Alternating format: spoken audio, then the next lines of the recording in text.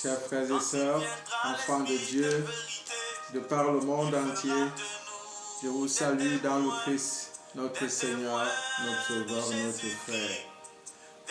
Je vous salue, que vous soyez animistes, bouddhistes, hindouistes, que vous soyez musulmans, que vous soyez des chrétiens de divers ordres, de diverses obédiences. Je vous salue fraternellement. Nous sommes tous enfants de Dieu. Que vous soyez des Juifs, que vous soyez de l'Asie, que vous soyez de l'Europe, des États-Unis d'Amérique ou du continent américain, que vous soyez de l'Asie, je vous salue. Que nous soyons des Africains ou des Occidentaux, je vous salue. Peu importe la couleur, peu importe le continent. Le plus important, c'est que nous sachions que nous sommes tous enfants de Dieu. Nous sommes sauvés par le Christ. Nous apporte aujourd'hui la parole de réconfort, la parole de Christ. J'aimerais que ce temps qui précède l'ascension du Christ et la venue du Saint-Esprit nous soit très favorable dans la préparation spirituelle, à travers la préparation spirituelle et des dons du Christ, l'élévation. Nous sommes là dans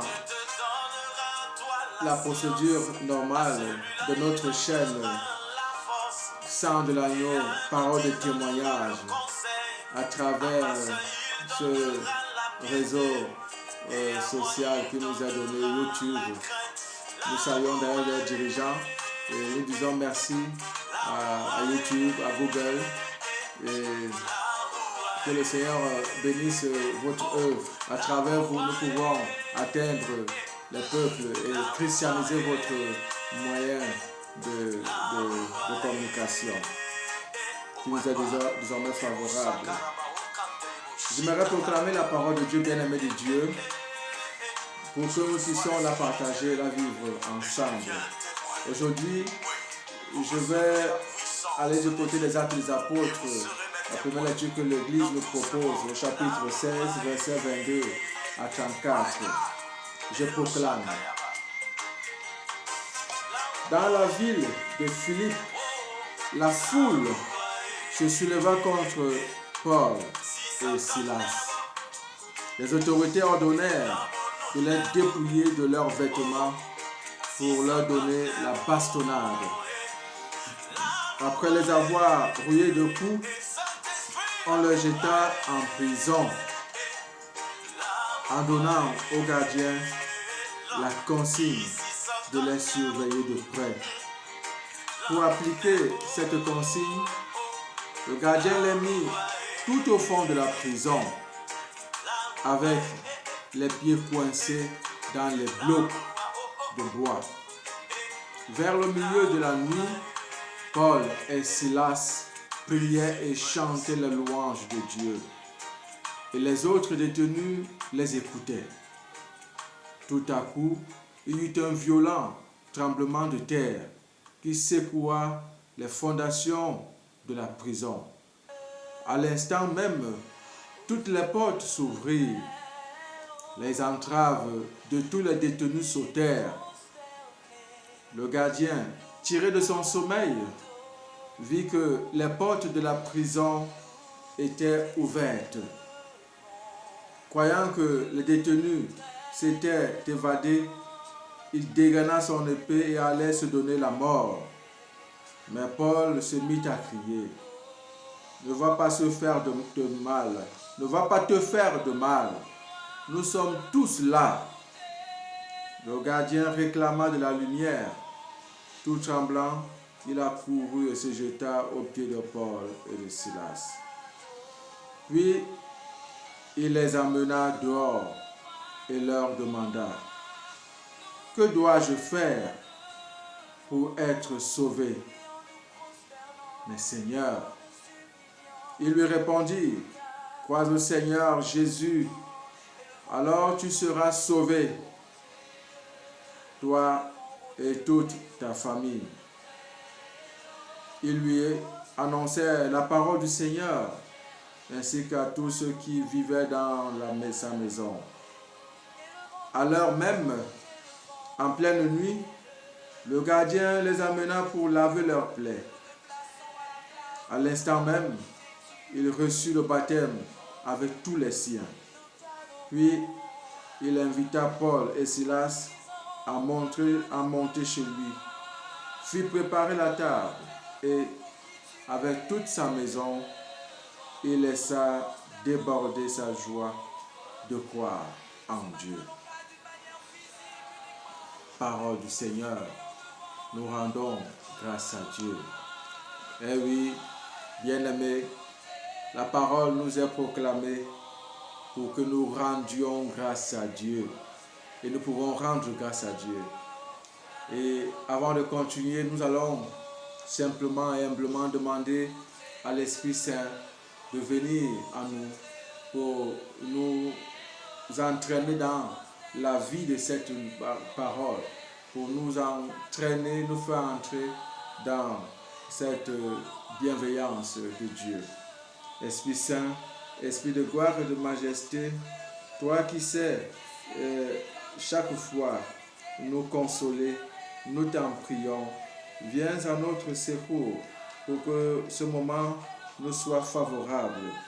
Dans les balbutiements de nos paroles, transforme nos langues en langues d'adoration, d'action de grâce, de louange, pour que le nom de Dieu soit toujours connu et reçu dans les cœurs, par les peuples.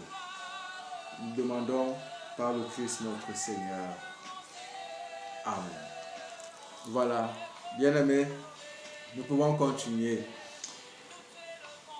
Au travers de cette chaîne Sang de l'agneau et Parole de témoignage, j'ai choisi de parler aujourd'hui de la louange et de la délivrance. Deux choses, louange et délivrance. Épanos, louange. Et en français, ça donne une coïncidence heureuse, je dirais divine. Louange, il y a louer et ange.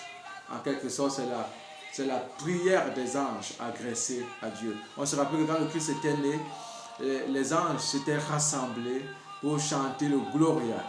Et voilà. Et dans le livre d'Isaïe, le prophète Isaïe, celui-ci, il entend d'ailleurs les anges chanter Saint, Saint, Saint, le Seigneur. Et les séraphins, les chérubins, les anges, ils louent le Seigneur, ils louent Dieu. Et nous avons cette louange dans l'Apocalypse de Saint Jean au chapitre 15, au chapitre 19. Ce sont des moments de louange, des chants de victoire. Moïse dans le livre de l'Exode au chapitre 15, le cantique de Moïse chanté par Myriam, Aaron et tous les autres d'ailleurs. Tout cela c'est pour louer Dieu, pour chanter au Seigneur.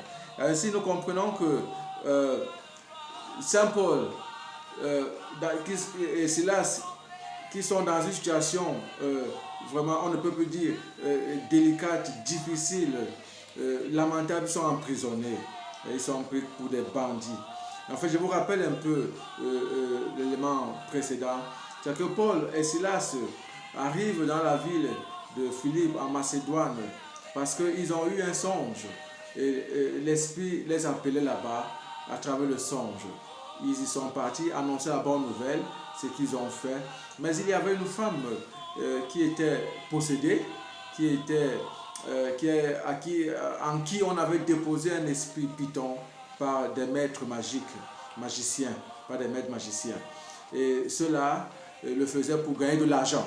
Alors, cette femme qui poursuivait Paul et Silas pendant des jours et qui disait comme des sortes de louanges pour les amadouer, avait attiré aussi en quelque sorte le courroux de Paul non contre la femme, mais contre l'esprit qui possédait, qui habitait la femme.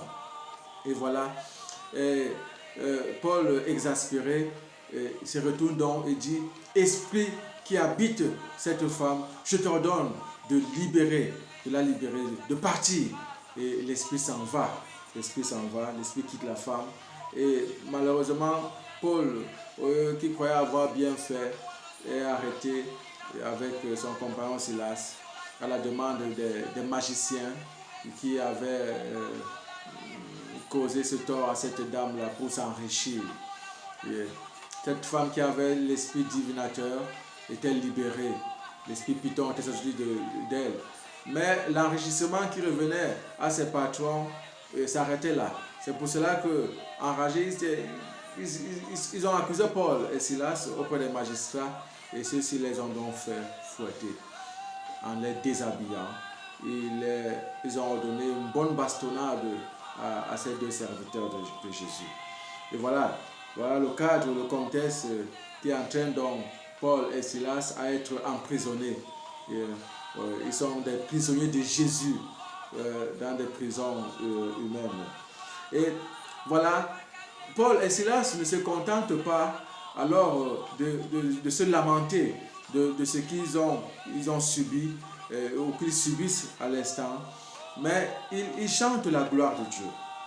Ils retournent la situation, une situation de pleurs, de lamentation, d'emprisonnement. Ils la retournent en situation d'adoration, d'action de grâce, de louange.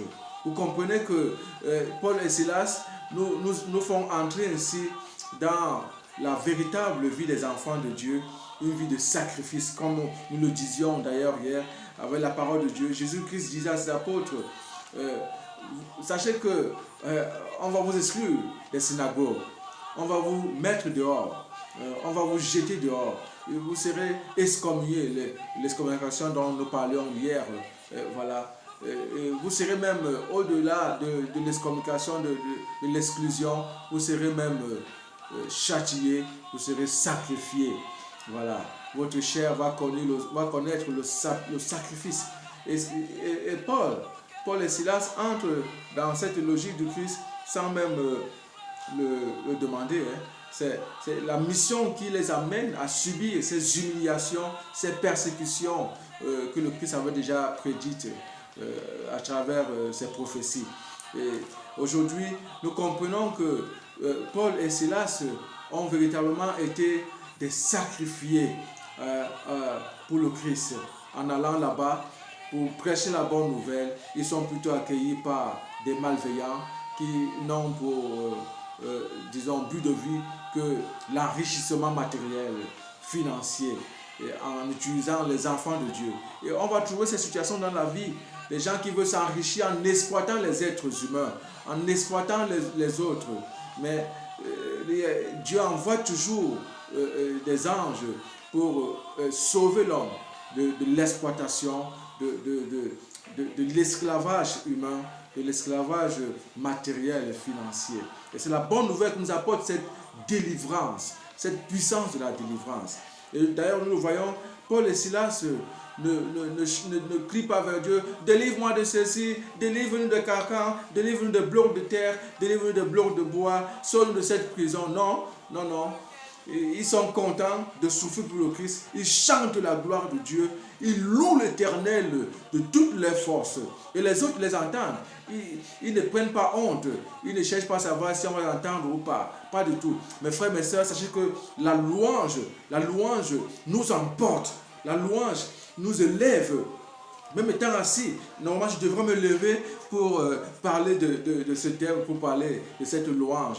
Mais les moyens ne nous permettent pas de le faire.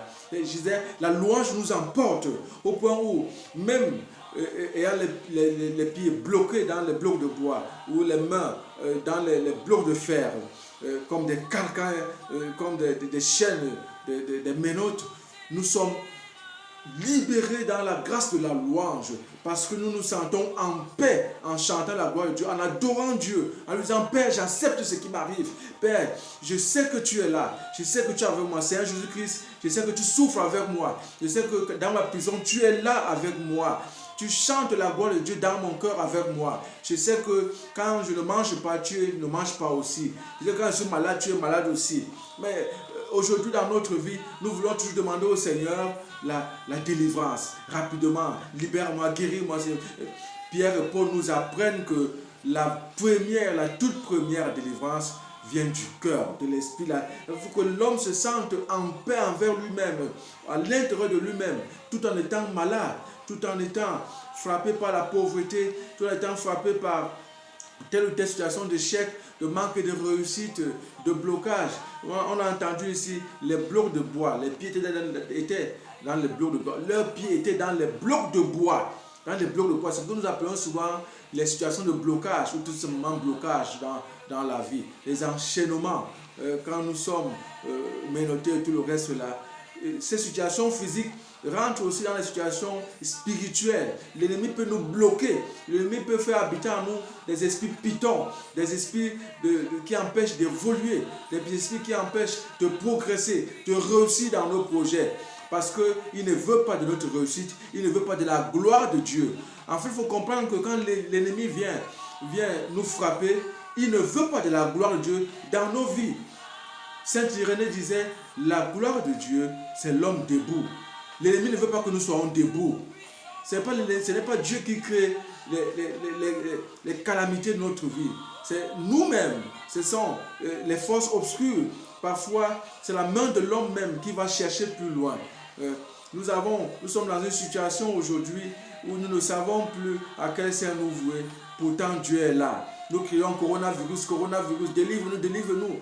Le père Raneo Cantalamessa, le prédicateur du Saint-Siège, il a écrit un petit texte ce jour-ci pour nous préparer à recevoir l'Esprit Saint, à entrer dans la célébration de la Pentecôte. Et justement, c'est ce texte qu'il a choisi, ce texte que l'Église nous propose aujourd'hui, pour nous dire que Paul et Silas pouvaient bien crier vers le Seigneur pour demander la libération, la délivrance. Pourtant, quand la messe a dit que non, ils ne l'ont pas fait. Et ils ont plutôt loué le Seigneur. Le texte nous dit ils ont loué le Seigneur. Ils ont célébré la grandeur de Dieu. Et nous comprenons donc qu'aujourd'hui, dans la situation où nous sommes, le Père Cantalamessa nous appelle aujourd'hui à ne pas nous morfondre dans ces situations, mais plutôt à chercher à connaître la volonté de Dieu en cette situation actuelle. Et c'est ainsi que chacun de nous doit chercher à connaître la volonté de Dieu dans les situations qui l'amènent à pleurer, dans des situations qui semblent bloquer sa vie. Nous disons souvent, oh mon père, telle chose me dérange, telle chose ne me permet pas d'avancer, telle chose est lourde dans ma vie, je fais ceci, rien, je veux accoucher, je ne peux pas, je ne prends pas de grossesse, je ne conçois pas, je suis impuissant, je travaille mais je ne vois pas l'argent, je veux construire, je ne peux pas, toute ma vie est chamboulée, toute ma vie est à terre, rien ne marche, rien ne marche, rien ne marche. Oui, c'est vrai mes frères, mes sœurs, parfois rien ne marche, il ne faut pas être extraterrestre. Nous le savons, parfois rien ne marche.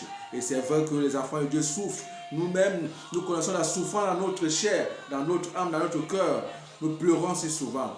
Pourtant, la parole de Dieu nous amène à la louange. Donc, quelle que soit la situation dans laquelle nous nous trouvons, vous vous trouvez mes frères et mes sœurs, la première des choses qui ferait la gloire de Dieu, donnerait plaisir à Dieu, c'est de se mettre à genoux ou assis ou debout dans la situation qui vous plaira, qui vous sera très facile de prier Dieu, de le chanter, de l'adorer, de lui dire Père, je t'aime malgré tout ce qui m'arrive, je t'aime et je resterai fidèle à ta parole, je te resterai fidèle, je n'irai pas voir les marabouts, je n'irai pas voir les guérisseurs. Si ce sont des guérisseurs marabouts, je n'irai pas les voir. Si ce sont des guérisseurs magiciens, je n'irai pas les voir. Si ce sont des guérisseurs, des faux guérisseurs ou des magiciens qui nous trompent, je n'irai pas les voir parce que ma foi est en ton Fils Jésus. Ma foi est en ton Fils Jésus. Je te chante parce que tu es mon Dieu Père. Donne-moi la grâce de te chanter, de t'adorer. Et oui, Saint Paul dit d'ailleurs dans la lettre aux Colossiens chapitre 3, verset 16, chantez à Dieu par des psaumes, des hymnes, des cantiques. Chantez à Dieu par des prières inspirées, des libres louanges et prières inspirées, oui mes frères. Quand on est dans la louange, l'Esprit vous inspire, l'Esprit vous amène à prier en langue, l'Esprit vous amène à prier même dans la langue que vous connaissez, mais dans des paroles extraordinaires, dans des paroles qui vous sont données à ce moment, en ce moment-là, par l'Esprit du Seigneur. par la voix de l'Esprit, vous pouvez donc prier. Et quand vous priez ainsi, malgré votre situation, l'emprisonnement dans lequel vous êtes, le bloc de terre, de fer ou de terre, de manque d'avancement, de blocages en tout genre, quand vous priez pour la plus grande gloire de Dieu, l'Esprit vient et descend. Et c'est cette puissance qui nous est donnée ici dans cette parole. On nous dit, quand l'Esprit descendit, tout trembla. Il y eut un tremblement de terre. Il y eut un tremblement de terre. Et oui, il y eut un tremblement de terre jusque dans les fondations. C'est ça. Quand l'Esprit descend, il y a un tremblement dans votre vie. Quand l'Esprit descend dans votre vie, que vous l'avez vraiment appelé, vous avez vraiment ouvert votre cœur à la louange, et vous avez fait place, vous avez dit à l'Esprit, Esprit, prends-moi, habite en moi, fais de moi ce que tu veux, fais de moi ton serviteur, fais de moi le temple de ta louange, fais de moi le temple de ta gloire, fais de moi l'adorateur des adorateurs, parce que c'est à toi que je m'abandonne, à mon Seigneur Jésus-Christ, au Père Tout-Puissant, à vous la Sainte Trinité. Quand vous dites ces paroles avec foi, conviction, avec confiance, l'Esprit Saint descend. Et il y a à ce moment-là comme une forte électricité en vous. Il y a comme un tremblement en vous. Vous ne savez plus que c'est vous qui priez, c'est vous qui chantez. Vous êtes emporté. Il y a comme des grosses gouttes de sueur qui sortent de vous. Et personne ne comprend plus ce qui se passe. C'est ainsi que les prisonniers ne comprenaient pas ce qui se passait quand Paul et Silas étaient en train de chanter.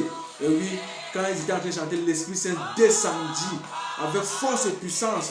Et cette manifestation, pour savoir que l'Esprit Saint était descendu, c'était le tremblement de terre. Mes frères, mes sœurs, je crois que si nous les chrétiens, les enfants de Dieu, nous nous mettons véritablement à prier, cette terre va trembler. Même si elle ne tremble plus physiquement, parce que nous ne sommes plus dans la foi des bébés, la foi du lait, elle va trembler spirituellement. La puissance de Dieu va se manifester à travers l'unité des enfants de Dieu, à travers l'unité des chrétiens, la prière, la louange, l'adoration. Oui, mettons Dieu au-dessus de nos pleurs, de nos lamentations, de ceci ou de cela, de la faim, de la maladie, du coronavirus. Mettons Dieu au-dessus de cela parce que Dieu s'est tiré du mal, il s'est tiré le bien. Du mal, il s'est produit le bien. Mes frères, mes sœurs, qu'est-ce qu'il y a de plus beau aujourd'hui? À la louange de gloire de sa grâce, de la grâce du Christ, qu'est-ce qu'il y a de plus beau que d'aller vers le Père et de lui dire, Père, nous t'aimons, malgré ma maladie. Je vous le dis, si nous le faisons, l'amour de Dieu va se laisser encore transformer en nous. Et Dieu va déposer en nous les fleurs de l'amour. Et même, je dirais, des puissances d'éclatement de l'amour à travers les dons de l'Esprit Saint, les charismes de l'Esprit Saint, les manifestations de l'Esprit Saint. Mes frères, mes sœurs, ne bloquons pas l'Esprit de Dieu dans notre vie. Laissons l'Esprit faire trembler en nous les fondations négatives, les fondations du mal. Il y en a qui disent, je suis déjà sous là, je ne peux plus rien. Rien ne peut plus changer dans ma vie que non. Il y en a qui disent, je suis prostitué, je ne peux plus changer que non. Il y en a qui disent, je suis bandit, je suis voleur, je ne peux plus changer que non. Il y en a qui disent, je suis tel ou tel, je fais telle ou telle chose, je suis un pédophile, je ne peux plus changer que non mon frère. Toute situation peut changer dans ta vie si tu laisses la place à l'Esprit Saint. Ma soeur, si tu donnes ton cœur à l'Esprit Saint, au Christ Jésus notre Seigneur, tu vivras dans le Christ, tu vivras la vie nouvelle dans l'Esprit Saint. Et l'Esprit Saint fera trembler totalement ton être, ton esprit. Il te videra de cette prison toujours. Tu n'es plus simplement dans les carcans. Tu n'es plus simplement dans les blocs de bois, les blocs de terre, les blocs de fer. L'Esprit Saint brise tout cela. Mais si tu ne le fais pas, tu resteras dans ta prison. Tu resteras dans ta prison. Et croyez-moi, mes frères et mes sœurs, ceux qui prient et qui sont attaqués par l'esprit mauvais ou par les envoyés de Satan, quand ils prient avec confiance, je vous le dis, Dieu suscite vos propres ennemis. Dieu suscite vos propres ennemis pour aller vous libérer. Et voyez ce qui se passe dans cette parole. C'est que le gardien lui-même demande la lumière pour aller voir. Il voulait se tuer. Mais Paul et Silas disent, non, ne te tue pas. Ne te donne pas la mort. Nous sommes là. Nous tous sommes là. Mais les blocs avaient éclaté. Et lui, il est touché par cette action d'esprit et il se laisse convertir au Christ. Est-ce que nous savons que nous, les enfants de Dieu, nous avons une puissance de délivrance à travers la louange, à travers notre vie, notre souffrance, le sacrifice de notre être, à travers les persécutions? Est-ce que nous savons que l'Esprit Saint peut adorer en nous Dieu le Père Tout-Puissant, peut adorer le Fils, peut adorer la Sainte Trinité, peut nous donner de nous élever et de libérer le monde de leur chaîne, comme d'ailleurs ces détenus qui avaient été libérés de leur chaîne. On dit bien que les entraves sautèrent de leurs pieds. Oui, quand nous louons, mes frères, mes sœurs, il y a une délivrance, je dirais, naturelle. Elle vient toute seule. On ne demande pas, Dieu guéris-moi des maux de tête, Dieu guéris-moi de la crise cardiaque, guéris-moi de l'hypertension. Que non. Dans la louange, il y a l'effet de la délivrance que le Père Tout-Puissant envoie au nom de son Fils par l'Esprit Saint. Et c'est ainsi que nous pouvons entendre les uns les autres dire que quand je priais, j'adorais Dieu, j'ai senti de mon corps sortir un poids. J'ai ressenti mon corps léger parce que j'adorais le Seigneur devant l'Eucharistie, ou alors je priais à la maison et ainsi de suite. Et oui, la délivrance, elle peut être physique, mais elle est d'abord spirituelle. Elle est d'abord spirituelle. Ouvrons nos cœurs, laissons que l'Esprit Saint vienne s'asseoir, vienne demeurer en nous. Laissons que l'Esprit Saint vienne nous donner une réflexion, une imagination, une réflexion du Christ. Laissons que l'Esprit Saint vienne nous donner les idées, la pensée, la prière. Disons à l'Esprit, Esprit Saint, viens. Esprit Saint, viens. Esprit, fais de moi un adorateur de Dieu. Fais de moi un adorateur du Christ. Fais de moi un adorateur de ton Saint-Nom. Fais de mon corps le temple dans lequel tu vas habiter, le temple de l'Esprit.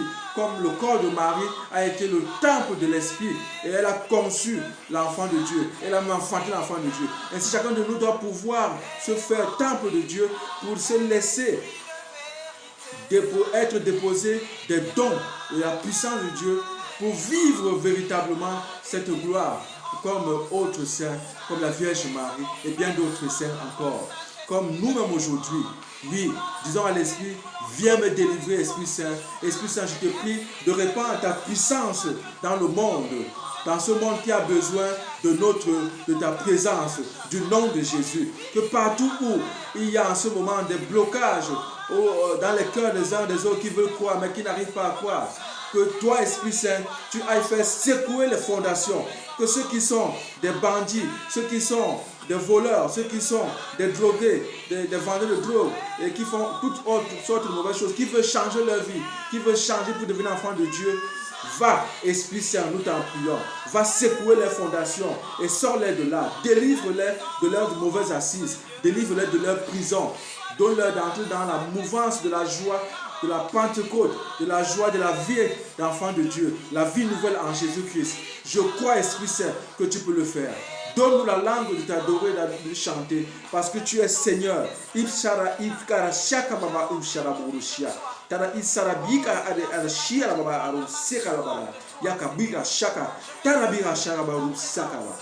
Saint, viens, fais trembler notre monde de méchanceté, de guerre, notre monde de mauvaises pratiques, notre monde qui a besoin de l'amour aujourd'hui. Viens, Esprit Saint, au nom de Christ, impacte ce monde par la vie des chrétiens comme Saint Paul et Saint Silas avaient impacté la prison et les détenus furent délivrés de leur chaîne, de leur bloc, de leur entrave. Impacte notre monde par les chrétiens qui te louent, qui chantent Dieu, qui louent le Christ, qui reconnaissent en lui le Seigneur, le Sauveur. Détruisent en ce monde tout ce qui est impact négatif et met l'impact de ta puissance afin que le monde soit désormais un monde de Dieu, un monde de paix, un monde d'enfants de Dieu. Et je vous bénis au nom de Christ notre Seigneur, au nom du Père et du Fils et du Saint-Esprit. Amen. Esprit Saint, je crois en toi, demeure en moi, conduis-moi sur les chemins de sainteté de paix. Amen.